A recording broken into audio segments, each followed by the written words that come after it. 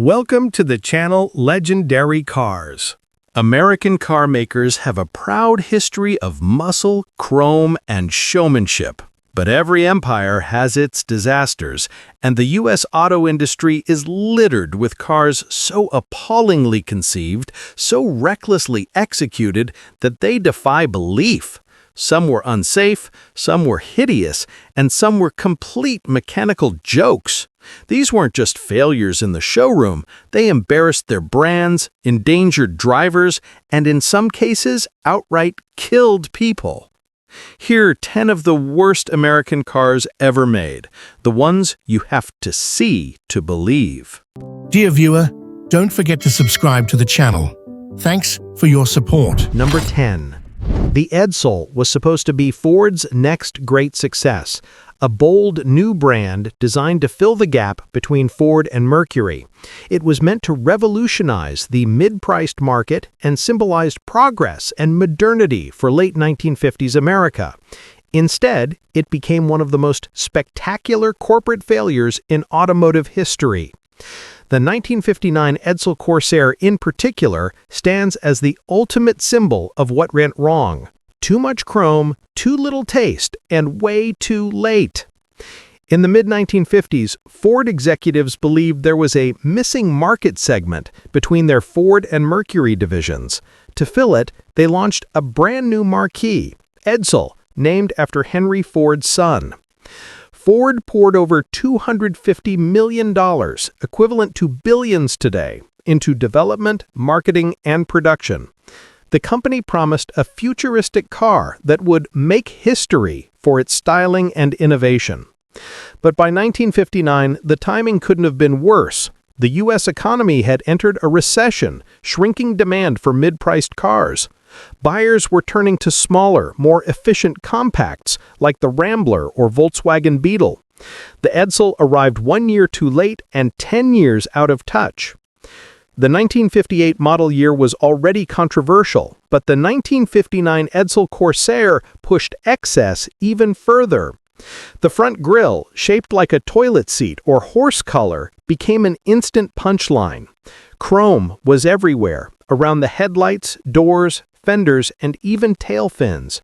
The car was longer, wider, and heavier than most competitors, yet lacked any real design coherence. Interior trim screamed luxury, but materials were cheap and hastily assembled. Ford had tried to build a car that looked futuristic, but it ended up looking grotesque, a caricature of 1950s excess.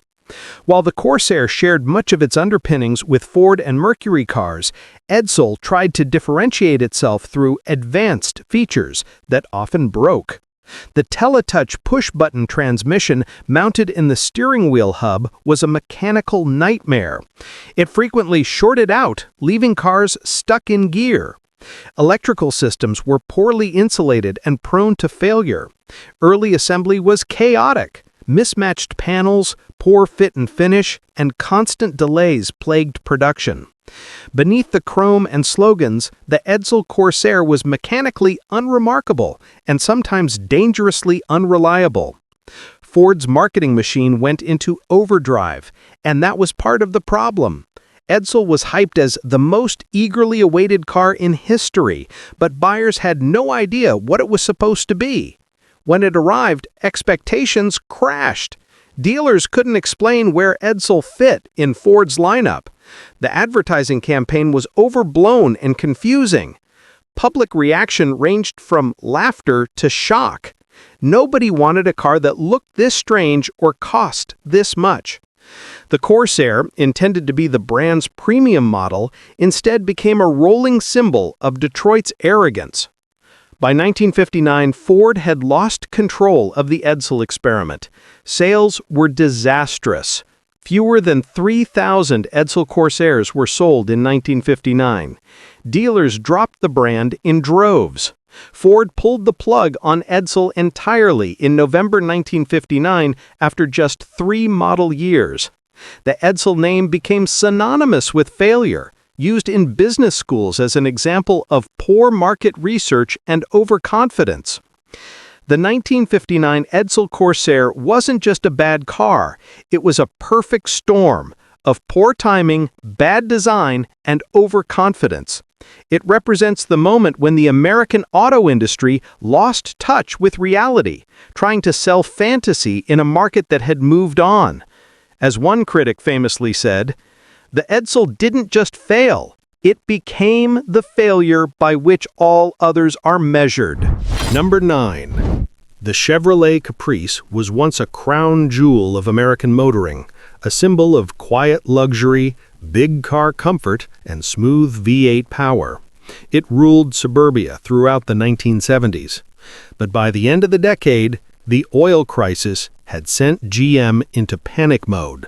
Fuel economy was the new religion, and Detroit's big engines were now public enemy number 1. GM's answer? A diesel-powered Caprice, the worst idea ever stuffed under a hood that big. Instead of engineering a proper diesel from scratch, GM tried to convert its existing gasoline V8 for diesel duty. The result was catastrophic. Smoky, slow, unreliable, and prone to complete mechanical failure before the car even hit 40,000 miles. By 1977, the American auto industry was still reeling from the 1973 OPEC oil embargo. Fuel prices skyrocketed, and buyers fled to smaller, more efficient imports like Toyota and Volkswagen. GM executives were desperate to make their huge full-size cars seem economical again. The solution, on paper, looked smart. Let's make a diesel Caprice. High mileage, low fuel cost, same luxury feel. In reality, GM's shortcuts and arrogance would destroy consumer confidence for decades. The Oldsmobile 5.7-liter V8 diesel that powered the 1977 Caprice wasn't truly a diesel.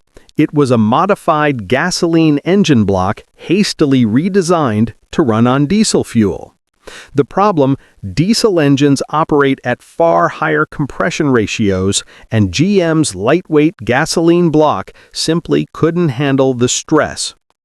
Key mechanical flaws included weak head bolts that stretched or snapped, blowing head gaskets, fragile crankshafts and connecting rods that couldn't handle diesel torque, poor fuel system filtration, allowing water contaminate to destroy fuel pumps and injectors, inadequate lubrication, leading to premature bearing failure. The result was catastrophic failure, often within the first 30 to 40,000 miles. Some engines blew up after a single overheating episode. Others refused to start in cold weather, and almost all of them produced thick black smoke that trailed down the highway like a coal train. Owners expecting effortless Caprice power found instead a miserable, clattering slug. The diesel engine produced just 120 horsepower, barely enough to move the 4,000-pound car.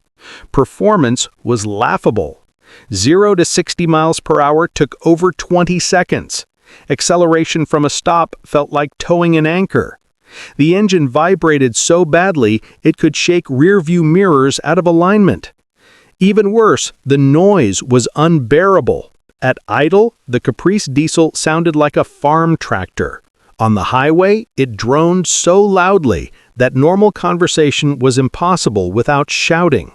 What had once been America's smoothest boulevard cruiser now felt like an agricultural experiment gone wrong. It didn't take long for reality to hit. Dealerships were swamped with angry owners complaining of seized engines, broken head bolts, injector pump failures, oil leaks, and fuel contamination. Within a few years, thousands of Caprice diesel owners had joined class action lawsuits against General Motors. Courts forced GM to cover partial repair costs, but the brand's reputation never recovered. The once proud Caprice had become a national punchline, the car you didn't want to be seen buying used because odds were its engine had already died. GM's rush to diesel left permanent scars. The company had single-handedly destroyed America's trust in diesel passenger cars, a trust that even decades later, automakers struggled to rebuild. While Mercedes-Benz and Volkswagen proved diesel could be reliable, GM's half-baked experiment convinced an entire generation that diesel meant smoke, noise, and failure. The Caprice diesel also revealed something deeper about the 1970s Detroit mindset. Instead of innovation, GM chose adaptation by shortcut. Instead of investing in quality, it gambled on deception. And instead of fixing its mistakes, it doubled down until customers gave up entirely. The 1977 Chevrolet Caprice diesel stands as a tragic reminder of what happens when panic replaces engineering. GM took one of America's finest sedans, smooth, powerful, and loved, and strangled it with a noisy, unreliable engine that betrayed everything the Caprice stood for. By trying to chase fuel economy without proper design, GM didn't just ruin the Caprice, it ruined diesel's reputation in America for a generation. As one mechanic quipped back in the day, the only thing clean about a Caprice diesel was the spot it left when it broke down. Number 8. The 1957 Mercury Turnpike Cruiser. This was a car that tried so hard to scream futuristic luxury that it ended up collapsing under its own chrome-plated ambitions. It was a product of a decade obsessed with excess, fins, gadgets, and space-age fantasies, and the Turnpike Cruiser embodied all of it, in the worst possible way. By 1957, Mercury wanted to move beyond being seen as just a fancier Ford. The company aimed to compete with Buick and Oldsmobile, cars that symbolized upper-middle-class prestige. To make a splash, Mercury needed something bold, something futuristic, something that would turn heads on the highway. Enter the Turnpike Cruiser, named after America's growing interstate system, a symbol of post-war optimism, prosperity, and progress. Mercury promised it would be the ultimate car for the modern road traveler. On paper, the Turnpike Cruiser was a marvel of mid-century gadgetry. It came loaded with features that were supposed to scream innovation. A memory seat that could remember one position, primitive by today's standards, but novel in 1957. Power-operated rear antennas, which could rise and fall at the push of a button. A breezeway retractable rear window designed to improve airflow through the cabin, a clever idea that never worked as advertised. Push-button transmission controls mounted in the steering wheel hub, which often jammed or failed altogether. And of course, a speed monitor that buzzed when you exceeded your preset limit, as if your car were scolding you for having fun. While these features sounded impressive, they were overly complex, unreliable, and expensive to maintain. Most broke within the first few years, leaving owners frustrated and dealers embarrassed. Visually, the Turnpike Cruiser was a carnival of excess. It had sweeping fins, chrome spears, and a split front windshield that looked like it came off a jet fighter. Mercury designers were clearly obsessed with the idea of flight. Every line, every ornament tried to make the car look like it could lift off. Unfortunately, the result was awkward. The proportions were heavy, the details cluttered, and the car looked bloated, even by 1950 standards. One critic at the time said it looked like a jukebox in motion. It was a car that didn't age gracefully, By the early 1960s, its once futuristic look had become hopelessly outdated, the automotive equivalent of a silver spacesuit. The Turnpike Cruiser wasn't entirely style without substance. It offered a big 368 cubic inch V8 engine, producing around 290 horsepower, which was respectable for its time. But even that muscle couldn't save it from its own sheer bulk. The car weighed over 4,500 pounds, handled poorly, and drank fuel like it was free. Performance enthusiasts mocked it as a cruiser that could barely cruise, more showboat than sports sedan. Despite Mercury's best marketing efforts, the public wasn't fooled. Sales fell short of expectations. Fewer than 23,000 Turnpike Cruisers were sold in 1957, making it one of Mercury's bigger flops of the decade.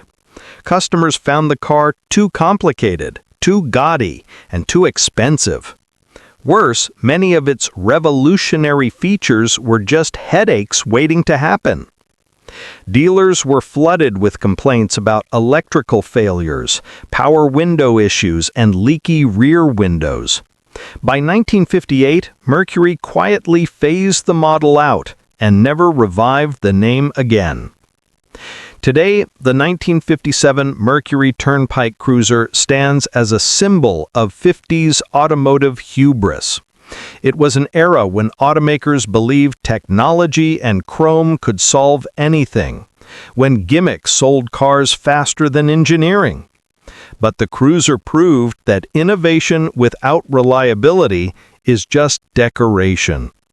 It tried to look futuristic, but it forgot the fundamentals: comfort, quality, and drivability. Today, collectors admire it as a period curiosity, a relic of a time when space-age styling was everything. But few would argue it was a great car. The 1957 Mercury Turnpike Cruiser wasn't just a car, it was a cautionary tale. It showed that chasing trends and gimmicks can quickly turn innovation into embarrassment. It's remembered not for what it achieved, but for how spectacularly it overreached. In short, the Turnpike Cruiser promised the future, but delivered a headache. A chrome-covered dream that aged into one of Mercury's biggest missteps. Number 7. The 1976 Ford Pinto Cruising Wagon. This was Ford's bizarre effort to take a car already notorious for deadly design flaws and turn it into something fun and youthful. The result? A rolling contradiction, a car designed to look adventurous but built on a platform that could literally explode upon impact. By the mid-1970s, the Ford Pinto had become a household name, and not for good reasons. Introduced in 1971 as Ford's answer to the rising tide of small imports like the Volkswagen Beetle and Toyota Corolla, the Pinto was meant to be cheap, efficient, and American-made. But behind its cute, compact looks was a fatal flaw: the fuel tank design. Engineers placed the gas tank behind the rear axle, dangerously close to the rear bumper. In low-speed rear-end collisions, the filler neck could tear off, and bolts from the differential could puncture the tank, turning the car into a fireball. Internal Ford memos later revealed that the company knew about the problem and even calculated that paying legal settlements for burn victims would be cheaper than redesigning the car. This decision became one of the darkest scandals in U.S. automotive history. So, by 1976, the Pinto's image was toxic. Ford needed a miracle to sell what was left of the lineup, or at least a distraction. Enter the Pinto Cruising Wagon, Ford's idea of turning a deadly subcompact into a mini lifestyle vehicle for the disco decade. Inspired by the custom van craze sweeping the U.S. at the time, Ford decided to make a Pinto look like a minivan, complete with fake porthole windows, bold side stripes, and two-tone paint schemes that screamed 1970s kitsch. Ford's ads described it as a fun wagon for free spirits, targeting young drivers who wanted adventure and individuality, the same demographic that might have driven a Chevy van with shag carpet and murals of wizards on the side. The result? Looked like a toy version of a van, built on the same Pinto platform that had already proven fatally flawed. Underneath all the cosmetic tricks, the cruising wagon was still very much a Pinto, meaning it carried all of the same weaknesses. The same vulnerable rear-mounted fuel tank, unchanged from earlier models, weak 1.6-liter or 2.3-liter four-cylinder engines producing as little as 54 to 90 horsepower. A choppy ride, thanks to the short wheelbase and crude suspension. Tinny construction, which made the car light but terrifyingly fragile in crashes. Essentially, Ford took one of the most dangerous cars ever built and gave it racing stripes and a porthole. It was lipstick on a ticking bomb time. Ford's marketing team leaned hard into the van culture aesthetic, a smart move on paper. Vans were symbols of independence, leisure, and rebellion, but applying that image to a subcompact hatchback felt forced. Brochures featured the Pinto cruising wagon parked beside beaches and drive-ins, with smiling young people in bell-bottoms loading surfboards into the back. The message was clear. It's not small, it's groovy. What the ads didn't mention was that the rear hatch area, now partially enclosed by those decorative panels, made the car hotter inside and reduced visibility, compounding its existing safety flaws. This was not a car for free spirits. It was a car for the oblivious. Despite its absurdity, the Pinto cruising wagon actually found a small audience. It appealed to buyers who liked the styling and didn't know or didn't care about the Pinto's explosive reputation. But history would not be kind. As the Pinto fire controversy exploded in the press by the late 1970s, the cruising wagon became a punchline, the symbol of a company trying to distract from deadly engineering with tacky fashion. By 1980, the Pinto was dead, replaced by the Ford Escort. And the cruising wagon? It disappeared as quietly as it had arrived, leaving behind a legacy of bad decisions wrapped in bright paint. The 1976 Ford Pinto cruising wagon wasn't just a weird footnote, it was a case study in corporate denial. It showed how far an automaker would go to avoid facing its failures. Instead of fixing the Pinto's safety issues, Ford tried to rebrand it, to make buyers forget the explosions by giving it a cool new outfit. It's a reminder that in the auto industry, style can't save bad engineering. And sometimes the attempt to look cool only makes the disaster more absurd. The 1976 Ford Pinto cruising wagon remains one of the strangest cars of the decade, a bizarre collision between tragedy and trendiness. It tried to be fun, free-spirited, and unique, but it will forever be remembered as a rolling PR disaster. It's the kind of car that defines an era, the malaise era, when automakers were lost between nostalgia and innovation, cutting costs instead of corners, and hoping chrome stripes could cover fatal flaws. In the end, the Pinto cruising wagon wasn't a cruiser. It was an illusion, a disco-dressed death trap that perfectly captured 1970s automotive absurdity. Number 6. The 1980 AMC Spirit DL. This small, uninspiring hatchback wasn't just a car, it was the symbol of a company on life support, clinging to existence with plastic, outdated ideas and a hope that never materialized. The Spirit DL represented American Motors Corporation's last attempt to compete in a world that had already moved on. By 1980, AMC was a shadow of its former self. Once known for quirky independence, producing iconic cars like the Rambler, the AMX, and the Jeep CJ, AMC had been bleeding cash for years. The 1970s energy crisis, new emissions laws, and relentless competition from Japanese automakers like Toyota, Datsun, and Honda had crushed the company's relevance. AMC simply couldn't afford to design brand new cars. Instead, it survived on endless recycling, reusing platforms, interiors, and even engines from older models.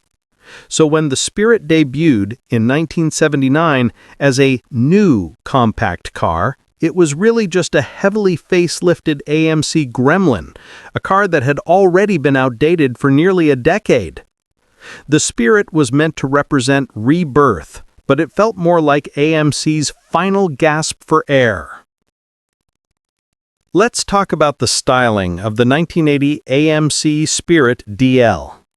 At first glance, it looked like AMC was trying to imitate the Ford Pinto or Chevy Monza hatchbacks of the mid-70s, small, angular, and vaguely sporty. The problem was, it was 1980, and the world had moved on. Cars like the Volkswagen Rabbit and Honda Civic already made American compacts look prehistoric. The Spirit's design featured a flat, uninspired front fascia as though designed with a ruler, overuse of cheap chrome trim that didn't match its supposed modern lines, a plastic-filled interior that creaked, rattled, and looked bargain bin even when new. The DL trim stood for deluxe, but there was nothing deluxe about it, just fake wood grain, thin upholstery, and knobs that felt like they'd snap off in winter. It was the kind of car you'd find in a rental fleet or an office parking lot, a vehicle designed to be forgotten. Under the hood, the 1980 Spirit DL came with AMC's aging 2.5-liter inline-4, producing a meager 82 horsepower. Optional was the 4.2-liter inline-6, an engine AMC had been using in one form or another since the 1960s, a reliable but primitive power plant that was far too heavy for such a small car. Performance was laughable. 0 to 60 miles per hour took about 14 to 16 seconds with the four-cylinder, depending on transmission. The car's 3-speed automatic sapped what little life the engine had. Handling was sloppy, with vague steering, soft suspension, and massive body roll. The Spirit's brakes were also notoriously weak, and combined with its narrow track and high center of gravity, it inspired fear instead of confidence. Reviewers at the time described it as nervous, unsettled, and unsure of itself at highway speeds. In short, the Spirit drove like a tricycle on a wet floor, shaky, noisy, and exhausting. AMC tried to market the Spirit DL as a youthful, adventurous American car, hoping to capture buyers scared off by high gas prices after the 1979 oil crisis. But its ancient drivetrain and heavy construction killed that promise. Where Japanese competitors were achieving 35 to 40 miles per gallon, the Spirit managed about 24 to 26 miles per gallon at best. The manual transmission versions did slightly better, but the automatic-equipped models were gas hogs in disguise. Worse, AMC's limited production meant that the Spirit cost more than similar imports, an unforgivable sin for a car that did everything worse. AMC's advertising campaign tried to paint the Spirit DL as young, adventurous, and American. Slogans like "The New Spirit of America" were used, an almost painful irony considering that the car symbolized the death of American small car innovation. In reality, the Spirit was an act of survival, not inspiration. It was built from whatever AMC had left in the parts bin, assembled by a workforce that knew the company's days were numbered. When buyers compared the Spirit DL to the Honda Accord, Toyota Corolla, or Datsun 310, the contrast was devastating. The imports were quiet, smooth, well-built, and efficient. The AMC Spirit felt cheap, clumsy, and ancient.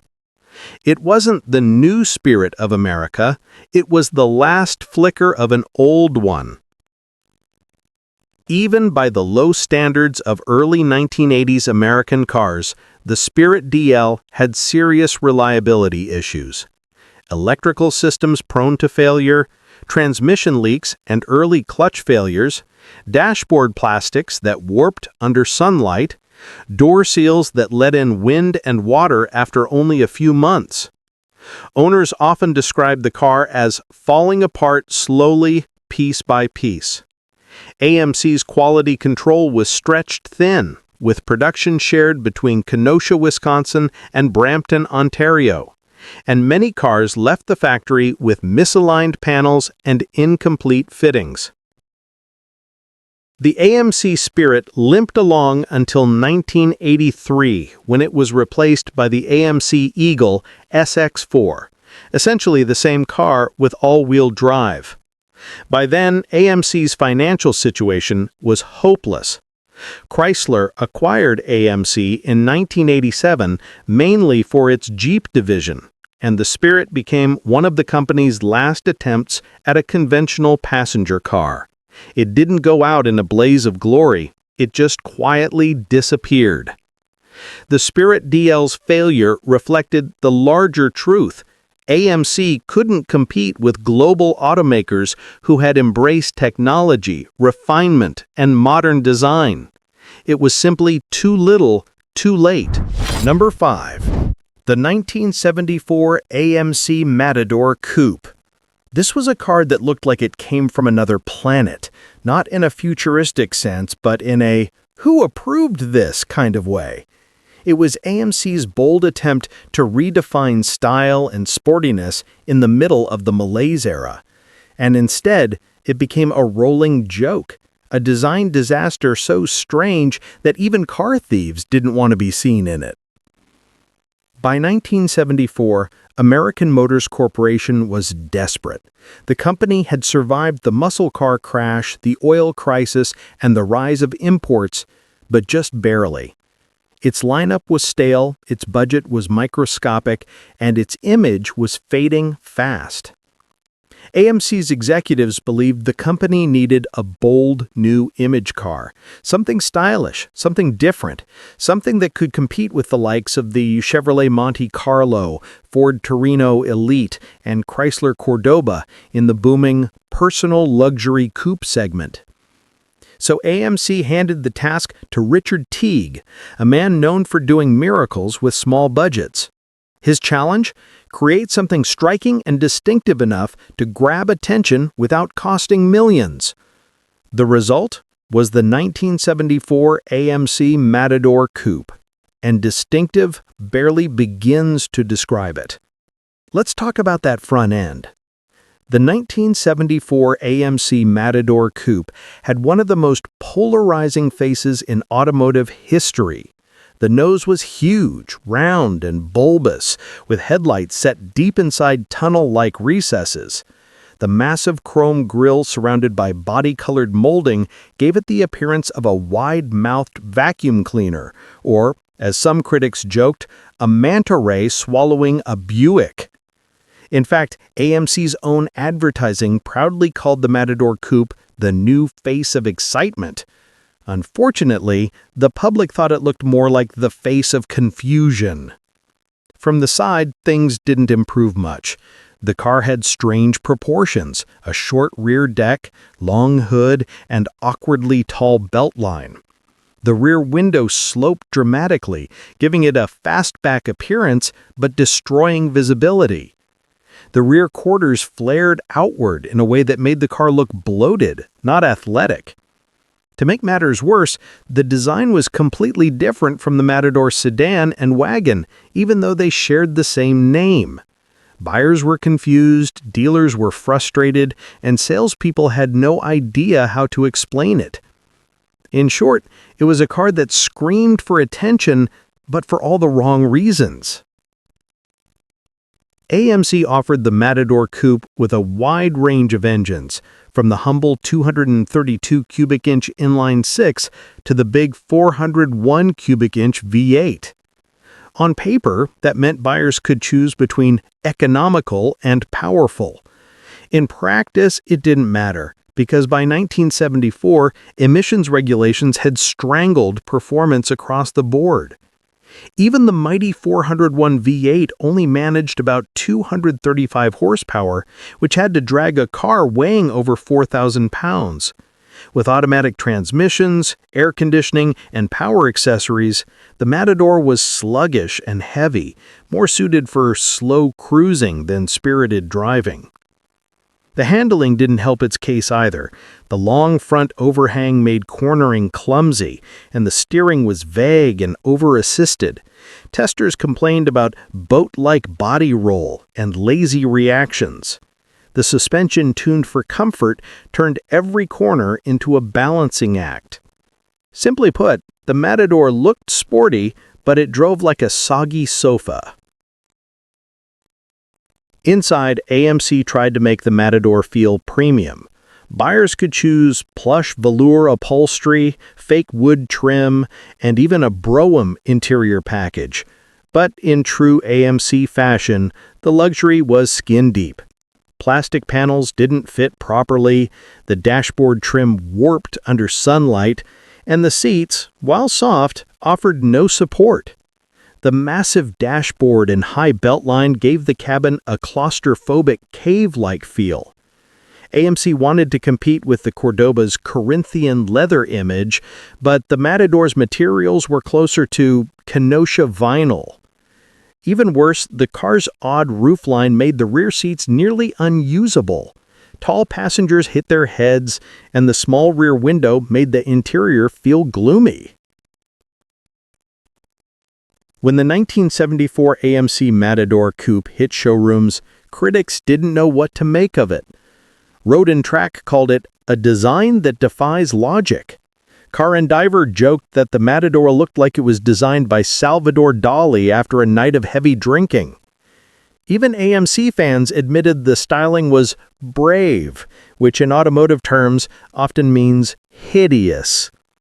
Public reaction wasn't much kinder. While some admired its uniqueness, most people simply avoided it. In an era where taste was questionable, when land yachts, vinyl roofs, and opera windows were fashionable, the Matador Coupe still managed to cross the line from bold to bizarre. Sales were disastrous. In its debut year, AMC expected to sell over 100,000 units. They barely moved 35,000. By 1976, the number had dropped below 10,000, and AMC quietly pulled the plug after 1978. As one auto journalist later wrote, "The Matador was so strange that even car thieves avoided it. They didn't want to be caught driving one." Oddly enough, the Matador Coupe did have one arena where it gained respect: NASCAR. AMC teamed up with Roger Penske and Mark Donohue, who transformed the Matador into a surprisingly competitive race car. With its aerodynamic nose and lightweight modifications, the Matador found some success on the track, even scoring victories against the Big Three. But the irony was rich. The same front end that made buyers laugh on the street helped it slice through the air on the track. Unfortunately, that wasn't enough to save its image. The 1974 AMC Matador Coupe stands today as one of the most distinctive and most ridiculed designs in American automotive history. But it also deserves a bit of sympathy. AMC was a small company with big dreams, trying to do something different in an era of conformity. They didn't have the money to play it safe, so they gambled everything on style and individuality. Unfortunately, the result was a car that looked like an experiment that escaped from the design studio. It wasn't the worst car AMC ever built mechanically, but it may have been the most embarrassing. Today, collectors see it as a curiosity. Part of the charm of owning a Matador coupe is that no one else has one, and that's not likely to change. In the end, the 1974 AMC Matador coupe was not just a weird car, it was a reflection of AMC's struggle to find identity and survival in a changing world. It was bold, bizarre, and ultimately self-defeating, a car that tried so hard to be unique that it alienated everyone. Its massive, vacuum cleaner-like front end has become an icon of what happens when creativity goes unchecked and practicality disappears. The Matador Coupe didn't save AMC, but it did leave behind one of the strangest, most fascinating chapters in American automotive history. A reminder that even failure can be unforgettable when it's this spectacular. Number 4. The 1960 Ford Fairlane 500 Skyliner.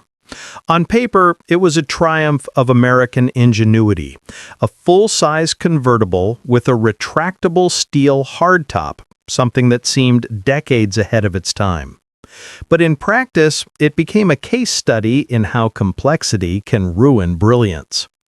When Ford debuted the Skyliner in 1957, it stunned the public. This was the world's first mass-produced car with a fully retractable hardtop, a roof that disappeared automatically into the trunk at the touch of a button.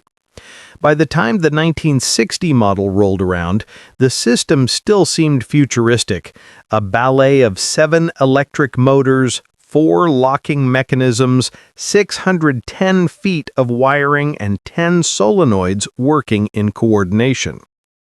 Watching the roof fold away was mesmerizing, a piece of automotive theater. But under that spectacle lay trouble. The slightest misalignment, a weak battery, or a single faulty relay could halt the entire process, leaving owners with a roof stuck halfway, exposed to rain, sun, and embarrassment. The retractable system added hundreds of pounds to the Skyliner's already hefty frame, making it sluggish and nose-heavy. The trunk, dominated by roof storage mechanisms, offered barely any usable space. Owners joked that you could either drive with the top down or bring luggage, never both. The base Fairlane 500 was already a large car, but the Skyliner's added machinery pushed it toward 4,200 pounds. Despite a decent 292 or 352 cubic inch V8 under the hood, performance suffered. Gas mileage was abysmal, and the extra complexity made repairs nightmarishly expensive. Owners soon realized that the Skyliner was more of a maintenance project than a car. The system was sensitive to electrical fluctuations, prone to misfires, and easily thrown off by corrosion or poor grounding, not great for a car driven through rain or snow. Water leaks from misaligned seals were common, leading to rust and interior mildew. Mechanics dreaded seeing one roll into their shop. Even Ford had to issue special training manuals just to teach service technicians how to troubleshoot the elaborate roof system. And in 1960, Ford tried to simplify and refine the model, but the damage was already done. The public had lost interest in paying premium prices for a car that broke itself. The 1960 model year was the final curtain for the Skyliner. After 3 years of disappointing sales, Ford realized that customers didn't want a mechanical showpiece that spent more time in the garage than on the road. In total, only around 48,000 Skyliners were built from 1957 to 1959. The 1960 version was more of a leftover rebrand, making it one of Ford's rarest and most technically complex failures. The idea of a retractable hardtop would not return in a mass-market American car until the 1990s, when electronics and hydraulics had finally caught up. Today, the 1960 Ford Fairlane 500 Skyliner is remembered not for its practicality, but for its ambition. It represents a time when American automakers weren't afraid to dream big, even if those dreams rusted in the driveway. Collectors admire it as a symbol of 1950s optimism, chrome, curves, and over-engineering wrapped in one audacious package. But as a real-world car, it was, quite simply, too clever for its own good. A technological marvel that turned into a mechanical migraine every time you pushed the roof button. Number 3. The 1975 Dodge Coronet Wagon. It was a product of its time, a time when Detroit was struggling to understand fuel efficiency, safety regulations, and changing consumer expectations. What Chrysler ended up building wasn't innovation or inspiration, it was simply a giant metal box on wheels, as unexciting to drive as it was to look at. By 1975, the American automotive landscape had changed dramatically. The 1973 oil crisis had sent fuel prices soaring, emissions regulations were strangling performance, and safety standards were forcing automakers to add weight and bulk. Dodge's once bold mid-size Coronet, a name once associated with muscle and style, was now reduced to a bloated, uninspired station wagon. Gone were the V8-powered glory days of the Coronet RT or Super B, the 1975 model was a symbol of the malaise era, built not for passion but for compliance. The 1975 Coronet wagon looked as though Dodge's design department had given up halfway through the decade. It was big, boxy, and anonymous, the automotive equivalent of beige wallpaper. Its front fascia featured square headlights awkwardly squeezed into a plain rectangular grille, and the rear end was nothing more than a slab of sheet metal with taillights slapped on like an afterthought. While GM and Ford wagons occasionally showed hints of design flair, Dodge's Coronet wagon looked purely utilitarian, as if style was optional. Even the chrome trim couldn't save it. Instead of elegance, it only emphasized the sheer bulk of the car, over 4,300 pounds of uninspired metal. Under the hood, Dodge offered several engines, starting with the 225 cubic inch Slant 6, a workhorse, yes, but one that could barely move the massive wagon. Acceleration was glacial, with 0 to 60 miles per hour times creeping well above 15 seconds. Buyers seeking more oomph could choose the 318, 360, or 400 cubic inch V8s, but these engines were heavily detuned to meet emissions regulations. Horsepower figures that once sounded mighty now barely broke 180. Combine that with a 3-speed TorqueFlite automatic and an open differential, and you got a car that struggled to climb hills with a full load of passengers. And the fuel economy? Laughable. The 400 V8 gulped down gas at around 10 to 12 miles per gallon, meaning the only excitement behind the wheel came from watching the fuel gauge plummet every time you touched the accelerator.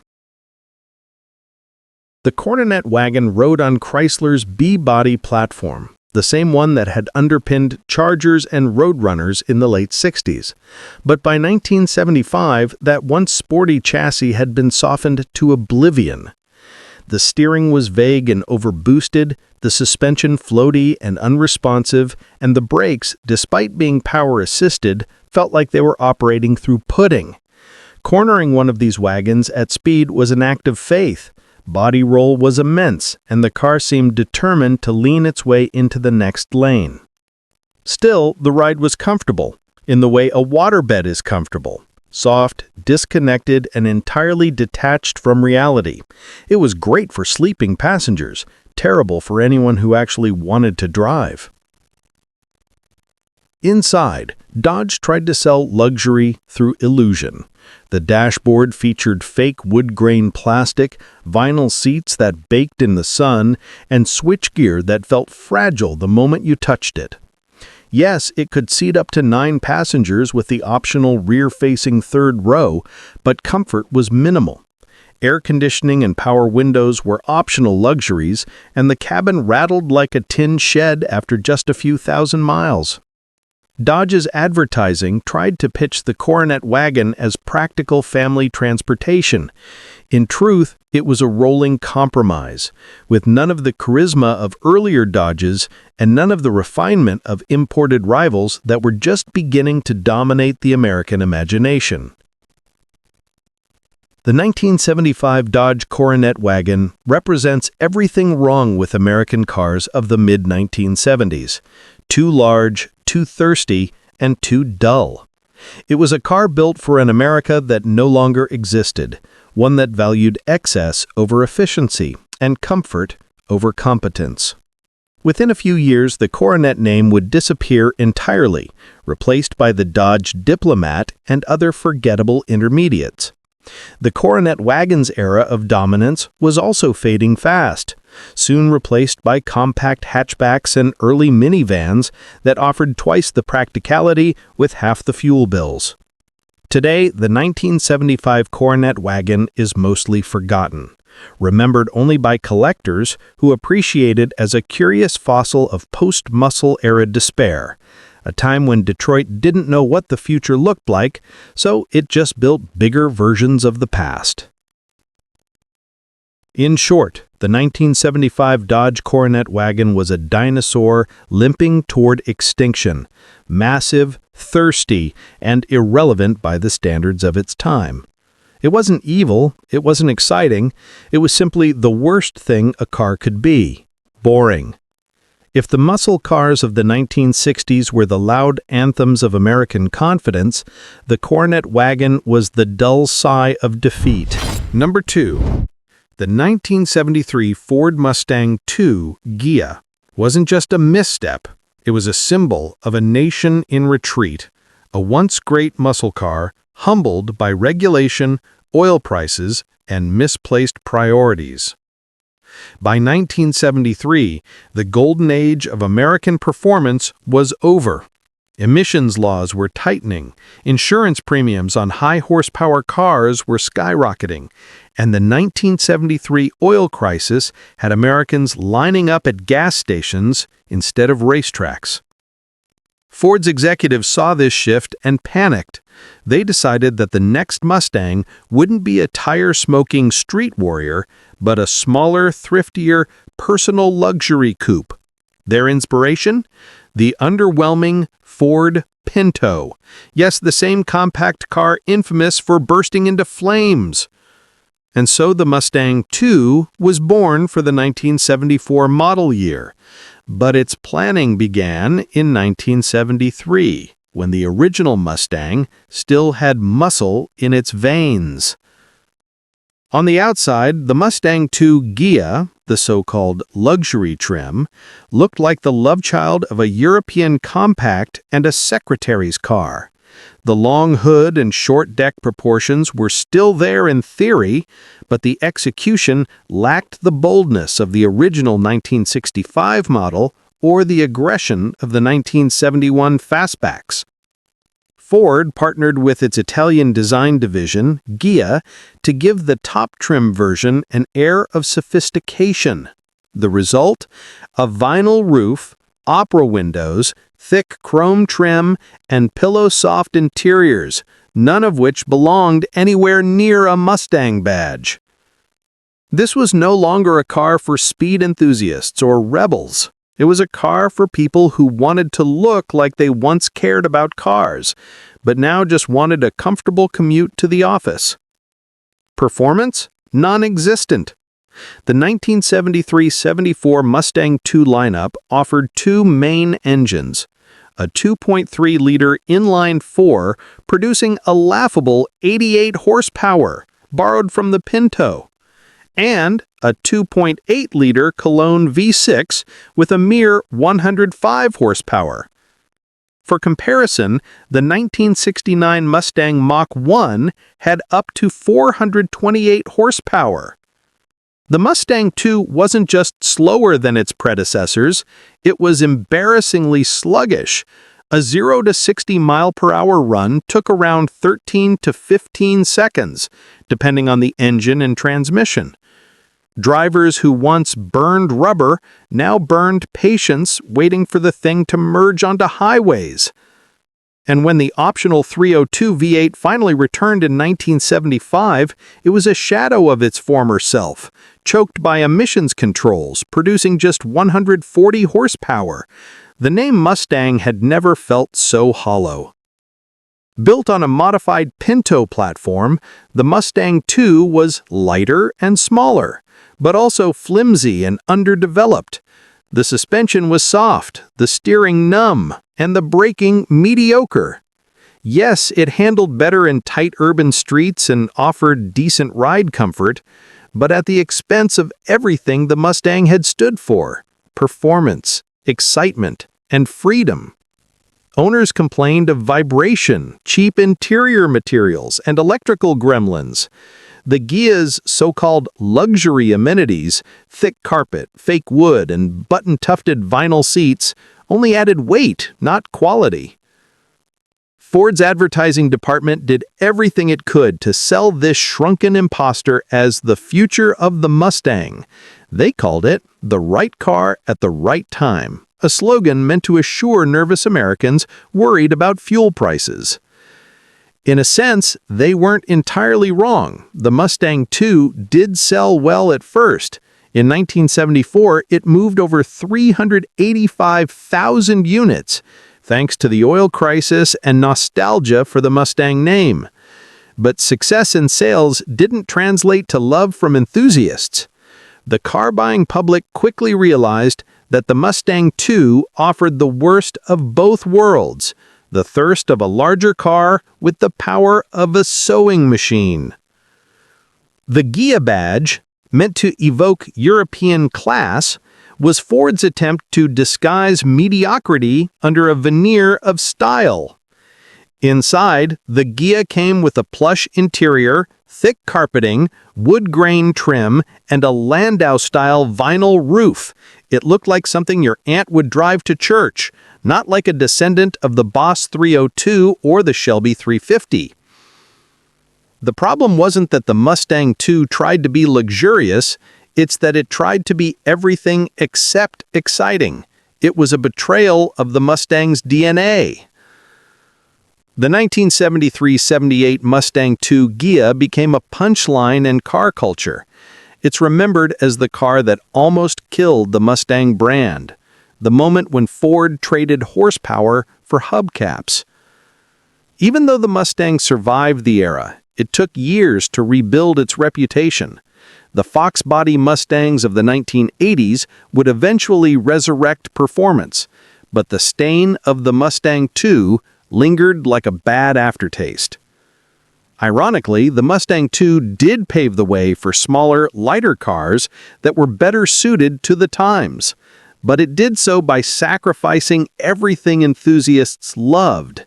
It was a pragmatic success and a spiritual failure. The 1973 Ford Mustang II Ghia represents a harsh lesson in automotive history. What happens when marketing triumphs over passion? It wasn't evil, just misguided. It tried to adapt to a changing world, but in doing so, it lost its identity. The Mustang nameplate, once synonymous with power and freedom, became a synonym for compromise and conformity. When historians look back at the malaise era, the Mustang II Ghia stands as a cautionary tale. When you strip a legend of its soul, all you're left with is a badge and a shadow. Number 1. The 1948 Tucker 48, a car that promised the future but delivered chaos, controversy, and ultimately tragedy for its creator, Preston Tucker. The Tucker 48 wasn't just a car, it was a vision. But as history shows, vision alone cannot overcome reality, and in Tucker's case, it nearly cost him everything. Preston Tucker was a visionary entrepreneur and engineer. After World War II, he imagined a car that would be safer, faster, and more advanced than anything Detroit could produce. He wasn't content to simply iterate on existing designs. He wanted to redefine the automobile. Tucker's ambition was enormous. He sought to produce a car that would offer crash safety features ahead of its time, a rear-mounted engine for better weight distribution, and innovative mechanical and electrical systems. He promised a car that would protect lives and excite drivers, a car that was the car of tomorrow in the 1940s. The Tucker 48 was full of innovations that looked decades ahead. Safety first, Tucker installed a padded dashboard, a shatterproof windshield, and a unique Cyclops Eye center headlight that turned with the steering to illuminate corners at night. Rear-mounted engine. The 334 cubic inch flat six sat in the rear, allowing for a spacious cabin and better weight distribution, a concept rare in the U.S. at the time. Suspension and chassis. Independent suspension and a low center of gravity promised better handling than any contemporary Detroit sedan. Mechanical innovations. The car featured a pop-out windshield, a perimeter frame for crash protection, and disc brakes were considered for production, though mostly on prototypes. On paper, the Tucker 48 was revolutionary, but the story quickly shifted from dreams to disaster. While Tucker's ideas were brilliant, execution fell short. Electronics, unreliable. The car's innovative electrical system, which powered accessories like the dashboard instruments and windshield wipers, frequently failed. Rear engine challenges. The rear-mounted engine created cooling problems, difficult maintenance, and handling quirks that frustrated early test drivers. Limited production. Tucker's factory struggled with tooling, labor, and supply shortages. Only 51 cars were completed before production halted. Despite being a marvel of design, the Tucker 48 was mechanically flawed, the kind of flaws that would have been ironed out over years of production in a big manufacturer, but Tucker didn't have the resources for that luxury. Even more than mechanical problems, Tucker's downfall came from external pressures. Government scrutiny. Investors in the SEC accused Tucker of stock fraud. Whether justified or not, these investigations drained his capital and destroyed public confidence. Detroit's Big Three influence. Rumor has it that Ford, GM, and Chrysler saw Tucker as a threat. Their lobbying and pressure may have helped stifle his production. Financial collapse. Tucker's ambitious plans, coupled with legal entanglements, meant he ran out of money before he could reach mass production. By 1949, Preston Tucker's dream had crumbled. He faced legal battles, bankruptcy, and public scorn, though he was eventually acquitted of fraud. The dream car lived on only in legend. Despite its short life, the Tucker 48 influenced automotive thinking for decades. Safety features like padded dashboards and disc brakes became standard in later cars. Its focus on crash safety foreshadowed modern automotive engineering. Enthusiasts and collectors today prize the Tucker 48 for its rarity, design, and audacity, each car valued in the millions of dollars. In fact, the Tucker 48 has achieved mythic status, celebrated in books, documentaries, and even the 1988 film Tucker, the Man and His Dream. It represents the American spirit of innovation and risk-taking, even if it ended in failure. The Tucker 48 teaches us several enduring lessons. Vision can outpace reality. Revolutionary ideas are exciting, but without robust engineering and production infrastructure, they can fail spectacularly. Small companies versus giants. In an era dominated by Detroit's Big Three, a small automaker faced almost insurmountable barriers to entry. Innovation requires patience. Tucker's car was ahead of its time. The market and technology simply weren't ready for it. Legacy matters more than success. Despite failure, the Tucker 48's ideas inspired safety and design advancements that shaped future cars. The 1948 Tucker 48 wasn't just a car, it was a statement. It was a dream that challenged the automotive status quo, a car that dared to innovate in safety, performance, and style. But it was also a reminder that brilliance alone is not enough. Mechanical failures, financial missteps, and powerful opposition can crush even the most visionary ideas. Today, the Tucker 48 is remembered not as a failure, but as an icon of ambition, courage, and audacious innovation. A car that could have changed the world if the world had only been ready.